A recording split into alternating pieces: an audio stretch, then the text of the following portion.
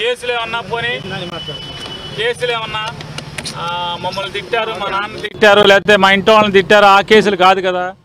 కేసులన్నీ తప్పుడు కేసులు. 5 ఏళ్ల క్రితం, 10 ఏళ్ల క్రితం, 14 ఏళ్ల క్రితం ఏదో సంఘటన జరిగిందని ఎవడో ఇవాళ కేసు పెడతాడంట. ఆఖరికి ఈరోజు కూడా సుప్రీంకోర్టులో ఏ రకంగా ప్రయత్నం చేశారో మీరందరూ చూశారు. అంటే అణచివేత ద్వారా, తప్పుడు కేసులు పెట్టడం ద్వారా న్యాయశాస్త్రంలో లేకపోతే న్యాయశాస్త్ర ప్రొసీజర్స్ అంటే లీగల్ ప్రొసీజర్స్లో ఏమేమి లొసుగులు ఉన్నాయో, ఎలా దాటవేయచ్చో, ఎలా అవతల వాడిని ఏడిపించవచ్చో ఇట్లాంటివన్నీ కూడా చేస్తూ మరి ఇంతకు తీసుకొచ్చారు. ఏం చేస్తారు? కొన్ని పారిపోతాడా రాజకీయాల నుంచి? మీరు చేసినటువంటి వేధింపుల వల్ల, అక్రమ కేసుల వల్ల, అక్రమ నిర్బంధాల వల్ల, లేదా ఉద్దేశపూర్వకంగా అతని ఆరోగ్యాన్ని కుళ్ళబెట్టడం ద్వారా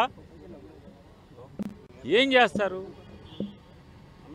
రాజకీయ జీవితం నుంచి, ప్రజా జీవితం నుంచి, గన్నవరం రాజకీయాల్లోంచి, గన్నవరం ప్రజలకి సేవ చేయడంలోంచి ఏమైనా పారిపోతాడా? పారిపోడు కదా.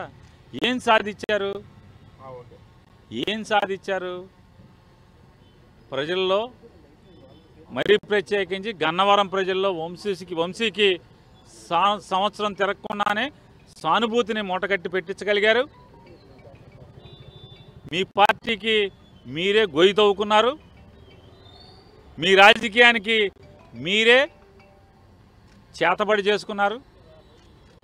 ఏం సాధించారా అంటే సునకానందం తప్పితే ఏమి సాధించలేదనేది అల్టిమేట్గా రేపో మాపో లేదా 4 ఏళ్ల తర్వాత ఖచ్చితంగా ఎవరెవరైతే దీంట్లో పాత్రదారులు ఉన్నారో అందరూ కూడా తెలుసుకుంటారు.